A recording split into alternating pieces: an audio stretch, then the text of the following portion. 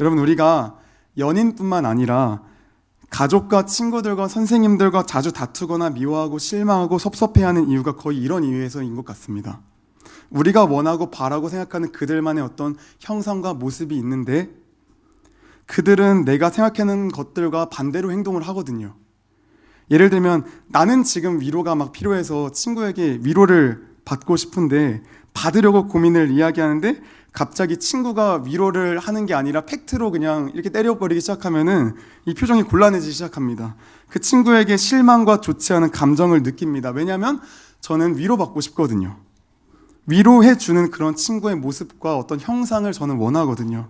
여러분들, 우리는 그 사실을 좀 알고 있어야 될 것 같습니다. 우리는 이러한 어떤 형상을 사람에게만 적용하는 것이 아니라 하나님에게도 적용을 합니다. 하나님에게도 대입을 합니다. 하나님에게도 나의 기준 잣대를 끊임없이 들이댑니다. 그리고 우리는 내가 원하는 하나님의 형상을 만듭니다. 마치 오늘의 본문 속 이스라엘 백성이 그러했던 것처럼요. 오늘 본문의 배경을 보면 이렇습니다. 이스라엘의 지도자 모세가 시내산에 올라가 40일 동안 하나님과 교제하며 그 가운데서 성막을 짓는 방법과 여러 어떤 율례를 들으면서 하나님의 임재 가운데 거하는 장면이 있습니다. 그리고 하나님께 두 돌판을 받아 내려갑니다. 그런데 모세가 시내산에서 하나님의 그 임재와 영광과 그 가운데 충만할 그때에 산 밑에서는 어떤 일이 일어났냐면은 이스라엘 백성들은 지도자 모세가 오랜 기간 내려오지 않자 두려움에 떨기 시작했습니다. 왜냐하면 여전히 백성들은 가나안이 아니라 광야에 있습니다. 시내산에서 지금 거주하고 있긴 하지만 다시 가나안으로 향해야 합니다. 여전히 광야입니다. 그래서 백성은 두려워하는 거예요. 앞으로의 인생길이 막막한 겁니다. 미래에 대한 걱정과 두려움으로 가득 차 있는 겁니다. 그래서 백성들이 아론에게 찾아가 모세가 죽었는지 살았는지 도무지 알 길이 없으니까 자신들을 인도할 신을 만들어 달라라고 요청을 합니다. 아론은 백성들의 요구에 응하여 백성들이 달고 있는 금고리들을 빼서 자신에게 가져오라고 말한 뒤 그것을 가지고 금송아지를 만듭니다. 여기서 한 가지 궁금증이 생깁니다. 왜 아론은 이스라엘 백성을 뜯어 말리지 않고 금송아지를 만드는데 동참을 하는가? 모세와 함께 하나님의 역사하심, 살아계심, 임재하심을 경험하고 모세 옆에서 두 눈으로 두 귀로 하나님을 경험했습니다. 그런 경험한 아론인데 왜 백성들의 의견에 동참하고 금송아지를 제안한 걸까요? 제가 묵상해 봤을 때 성경에 나오진 않지만 바로 두려움 때문인 것 같습니다. 두려움 때문에 아론이 백성들의 의견에 동참하고 금송아지를 제안한 것 같습니다. 여러분, 이스라엘 백성들이 아론에게 찾아가서 우리를 위하여 신을 만들어주세요 라고 달라고 할 때 백성의 감정 상태가 단순히 원망하고 불평하는 정도로만 생각할 수 있겠지만 이스라엘 백성들은 사실 지금 굉장히 화가 많이 난 상태입니다. 굉장히 화가 많이 났어요. 본문 1절에 모세를 어떻게 표현하면 이 모세라고 표현을 합니다. 이 표현은 모세를 비하하고 혐오의 근원으로 여기는 그런 표현입니다. 즉 이게 무슨 뜻이냐면은 백성은 지금 모세를 탓하는 거예요.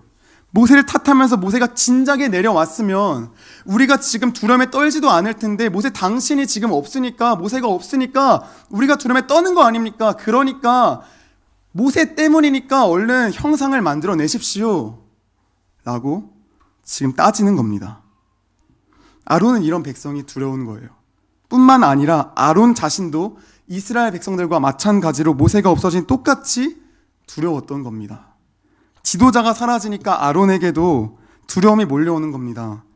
이전에 아론 자신도 지도자였으나 모세 옆에서 조력하는 조력자였으나 정작 모세가 사라지니까 백성들과 마찬가지로 두려워지면서 이스라엘 백성들과 마찬가지로 모세가 왜 안 내려오는 것인가? 무슨 일이 있는 건가? 우리는 어떻게 되는 건가? 우리는 광야에서 이대로 죽고 마는 건가? 가나안은 도저히 이룰 수 없는 건가? 라는 어떤 두려운 마음이 가득했던 겁니다. 그래서 아론이 이스라엘 백성들과 함께 무엇을 만드냐면 금송아지를 만듭니다. 여러분, 근데 기억하셔야 하는 것은 금송아지입니다. 다른 것도 아닌 금송아지입니다. 당대의 금송아지가 의미하는 것이 무엇이냐면 당시 금송아지는 풍요와 다산의 상징이었습니다. 이스라엘 백성과 여러분 아론이 두려움에 빠진 이유를 다시금 살펴보면 쉽게 이야기하자면 미래에 대한 어떤 두려움이에요. 미래에 대한 어떤 걱정과 두려움, 광야에서 어떻게 살아남을 수 있을지에 대한 어떤 두려움과 걱정입니다. 그런데 금송아지가 상징하는 그 풍요와 다산이 광야에서 어떻게 작용을 할까요? 먹을 것이 없는 그 광야 가운데 풍요가 있다면 먹을 걱정을 하지 않아도 됩니다. 살아남기 척박한 그 광야 생활 가운데 자녀를 많이 낳을 수 있다는 건 산모와 아이의 그 건강이 보장된다는 겁니다. 그래서 미래에 대한 걱정으로 두에 빠진 이스라엘 백성이 다른 형상도 아닌 금송아지 형상을 만든 겁니다. 그런데 여러분, 이 다음을 잘 기억하셔야 합니다. 그 다음을. 우리는 금송아지가 풍요와 다산을 상징하는 것처럼 보이지만, 풍요와 다산을 상징하는 형상이다 보니까 자연스럽게 이스라엘 백성이 만든 금송아지는 이방신을 만든 것이라고 우리는 생각하지만 그렇지 않습니다. 이스라엘 백성이 만든 것은 다름 아닌 하나님을 만든 겁니다. 하나님을 금송아지로 만든 겁니다. 모세가 여러분 이스라엘 백성에게 어떤 존재였죠? 이스라엘 백성들과 하나님을 연결해주는 어떤 대변자 역할이었습니다. 저 시내산에 하나님께서 강림하셨을 때 이스라엘 백성들이 뭐라고 이야기합니까? 모세, 저 하나님의 거룩하심으로 죽을 것 같으니까 저희는 가 있을게요. 당신이 하나님 말씀 들으면 우리에게 전달해 주세요. 우리 들을게요. 그때 들을 테니까 우린 딴 데 가 있을게요. 당신이 말씀 듣고 우리에게 전해주세요 라고 이야기했던 것이 이스라엘 백성이었습니다. 모세 역할이 바로 그런 역할이었습니다. 이스라엘 백성과 하나님을 연결해주는 대변자였습니다. 그런데 그런 모세가 사라지니까 이스라엘 백성들의 입장에서는 하나님이 부재하신 것 같은 거예요. 어떻게 하나님을 찾지? 어떻게 하나님을 이제 가지? 그래서 백성이 뭘 한 거냐면 모세를 거치지 않고 하나님을 바로 만날 수 있도록 금송아지를 만든 겁니다.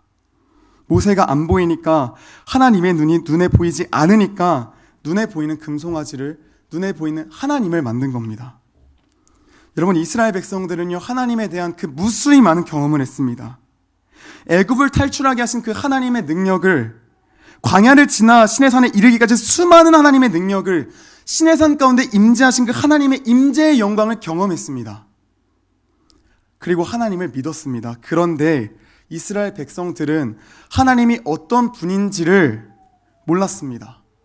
하나님이 어떤 분인지 모르기 때문에 이스라엘 백성들은 자신들이 원하고 염원하고 갈망하는 그 하나님을 만든 겁니다. 우리도 신앙생활을 하면서 얼마나 많은 금송아지를 만드는지 모릅니다. 우리는 각자의 하나님을 만듭니다. 나 자신이 원하고 염원하고 갈망하는 그 하나님을 만듭니다. 아픈 자에게는 치료하신 하나님이 전부입니다. 가난한 자에게는 풍요의 하나님이 전부입니다. 우리 학생들에게는 내가 지원한 대학을 한 개라도 붙여주시는 그 하나님, 내 마음이 상했을 때 내 마음을 언제나 항상 위로해 주시는 하나님, 내가 공부한 결과치를 꼭 나오게 하시는 그 하나님이 우리의 전부입니다. 이것뿐입니까? 우리가 주일마다 말씀을 듣습니다. 그런데 말씀을 들을 때 듣기 전에 어떤 마음을 가지고 말씀을 듣습니까? 주님 무엇을 말씀하시는지 제가 듣겠습니다. 하나님 제게 말씀하여 주세요. 그 하나님의 말씀이 너무 아프고 괴로워도 내가 그 말씀을 듣기를 원합니다. 부디 말씀을 듣게 하시고 깨닫게 해주세요라는 어떤 이런 마음을 가지기보다는 오늘 말씀이 내 생각과 내 마음에 조금이라도 와닿지 않으면 솔직히 우리는 그날 말씀이 그닥 와닿지 않습니다. 그냥 흘러 지나갑니다. 사랑하는 학생들 그리고 성도님들, 우리는 어떤 하나님을 예배하고 있는지 생각해 보면 좋을 것 같습니다. 내가 만든 하나님을 예배하고 있는지, 성경에서 증언하는 그 하나님을 예배하고 있는지 곰곰이 묵상해 보시고 생각해 보시면 좋겠습니다. 우리가 꼭 기억해야 합니다, 여러분. 아론과 이스라엘 백성들이 자신들이 그 만든 하나님의 형상, 그 금송아지 앞에서 그냥 만들고 끝이 아니라 열렬히 예배했습니다. 힘을 다해서 예배했습니다. 번제와 화목제를 드리며 먹고 마시며 일어나서 뛰어놀았습니다. 우리로 말하면은 어떤 감정적인 전이가 와서 막 이 앞에서 열심히 막 찬양하고 막 뛰놀고 눈물과 콧물로 범벅이 되어서 우리가 눈으로 보기에는 뭔가 대박난 예배 같은데 그 예배를 하나님께서 받으셨을까요? 이스라엘 백성들이 금송아지 앞에서 뛰는 그 예배를 하나님께서 받으셨을까요? 안 받으셨습니다. 자신들이 만든 하나님을 예배했기 때문에 그 예배를 하나님은 받지 않으셨습니다. 우리가 어떤 하나님을 예배하는지 다시 계속해서 생각해 보시기를 원합니다. 오늘의 설교 제목이 하나님을 만들고 은혜를 바라다입니다. 우상을 만드는 것은, 하나님이라는 그 우상을 만드는 것은 표면적으로는 인간이 신을 섬기는 것 같은데, 재미난 것은 내면적으로는 인간이 그 신을 조종하려는 그 욕심에서 비롯됩니다. 혹여나 말씀을 들으시면서 나 자신이 하나님을 만들고 있는 것 같다면, 만든 하나님을 예배한 것 같았다면, 우리는 여전히 하나님을 이용해서 뭔가를 얻고자 하는 게 있을 겁니다. 여전히. 그리고 그것을 얻으면 분명히 은혜라 말할 겁니다. 나 오늘 은혜 받았어. 나 오늘 울었어. 나 오늘 은혜 받았어. 뭔가를 받으면 은혜가 맞기는 하겠죠.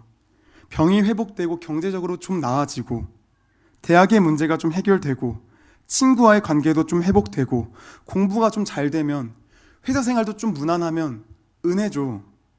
그런데 성경에서 이야기하는 은혜가 무엇입니까? 성경에서 이야기하는 은혜가 무엇입니까? 사무엘하 9장의 요나단의 아들 무비보셋이 등장을 하는데, 다윗이 그 무비보셋을 향해 이렇게 말합니다. 내가 반드시 내 아버지 요나단으로 말미암아 내게 은총을 베풀리라. 은총, 은혜. 히브리어로 헤세드, 헬라어로는 카리스라고 합니다.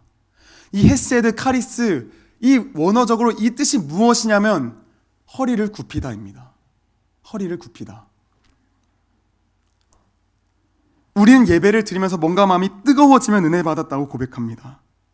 한 주를 은혜로 살았니? 라고 물어보면 뭔가 내가 무엇인가를 하고 선행을 해야 뭔가 은혜 받은 사람답게 살았어, 이렇게 이야기를 할 때가 많습니다.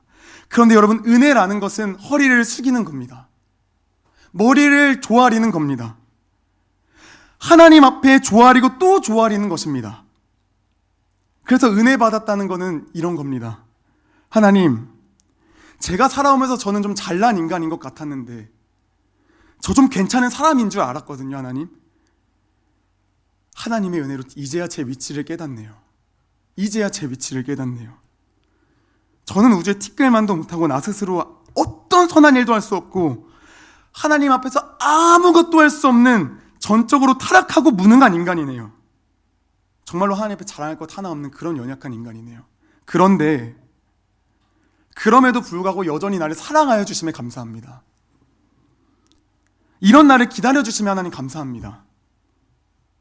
하나님 앞에 제가 무릎 꿇습니다. 당신이 나의 구주시며 살아계신 나의 주, 나의 하나님이십니다. 나의 모든 것을 다 주님 받아주세요. 이것이 은혜입니다. 사랑하는 학생들, 그리고 성도님들, 기독교인이라면 모두가 한 분 하나님을 믿습니다. 그런데 그 하나님을 만드는 순간 우리가 믿는 그 하나님이 전부 다 제각각이 됩니다. 치료하시는 하나님, 내 어떤 무언가를 들어주신 하나님, 눈물을 흘리게 하신 하나님, 하나님이 다 제각각입니다. 한순간에 우상으로 하나님을 전락시켜버립니다. 하나님이 너무 많아져 세상 사람들이 그를 지탄하는 거죠. 너희가 믿는 신은 왜 이렇게 많냐? 한 분 하나님인데 왜 이렇게 너희가 믿는 신은 왜 이렇게 뭔가 다양한 것 같냐? 지탄합니다.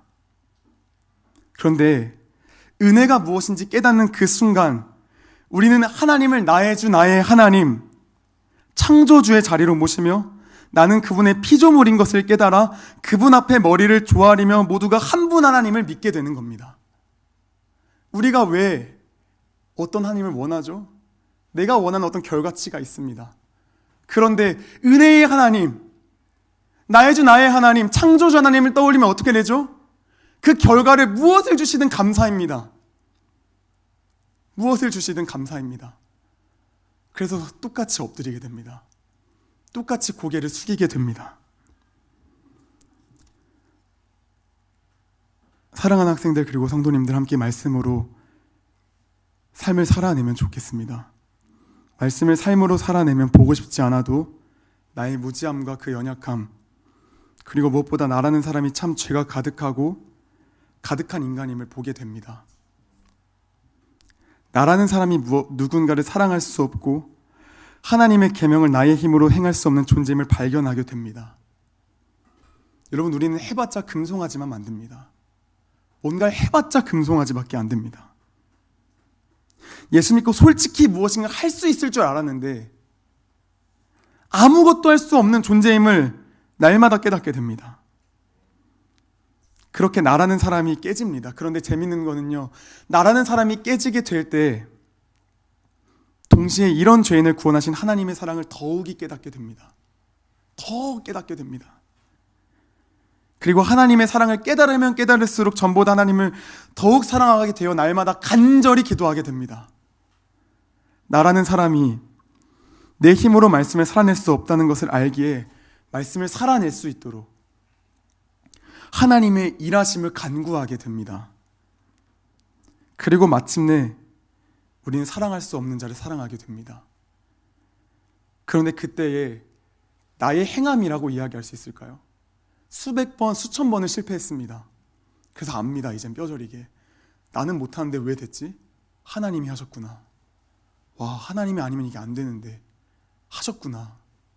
깨닫게 됩니다. 내 몸이 주의 성전이 되어 갑니다. 참 재미난 것은 예수를 처음 만나고 난 뒤부터 사랑도 잘 되고 기도도 잘 되고 말씀 읽는 것도 다 잘 되고 뭔가 하는 것마다 다 잘 되면 주의 은혜라고 이야기는 하지만 그것이 다 나의 의가 될 확률이 참 높습니다. 그런 게 깨지기 때문에, 그렇지만 깨지기 때문에, 나라는 존재가 하나님 앞에서 박살이 나기 때문에 나의 죄인됨을 깨달아서 더욱이 하나님의 일하심을 경험하게 됩니다. 살아계심을 경험하게 됩니다. 다시 한번 말씀드리지만 오늘의 설교 제목이 하나님을 만들고 은혜를 바라다입니다. 한 분 하나님만을 우리가 예배하기를 원합니다. 우리에게 은혜를 더하신 그 하나님 앞에 머리를 조아리며 나아가기를 원합니다. 그런데 하나님 앞에 우리가 머리를 조아리게 될 때 그것이 어떤 나의 그런 건가요? 막 어떤 굴욕적인가요? 하나님 앞에 머리를 조아릴 때 굴욕적인가요? 아니죠. 하나님과 함께함에 감사합니다. 감사합니다. 머리를 조아릴 수 있음도 감사합니다. 하나님 감사합니다가 됩니다. 말씀을 마무리하도록 하겠습니다. 사랑하는 우리 학생들 그리고 성도님들, 내일부터 다니엘 기도회가 시작이 됩니다. 내일부터 21일간 예배를 드리면서 참 그 각자의 하나님을 많은 분들이 간증하게 됩니다. 그런데 그때에 그 하나님을 내가 또 만드는 것이 아니라 그 하나님 앞에 우리가 엎드리기를 원합니다. 엎드려서 나의 주 나의 하나님을 만나게 되기를 원합니다. 간절히 찾고 찾아서 그 하나님을 믿음의 도전을 해보시고, 우리의 힘으로는 뭔가 내 생각으로 뭔가 이렇게 해야 될 것 같은데 우리가 주 하나님을 의지했더니 이 놀라운 일을 하나님이 행하셨더라. 그것을 우리가 경험하고 누리게 되기를 원합니다.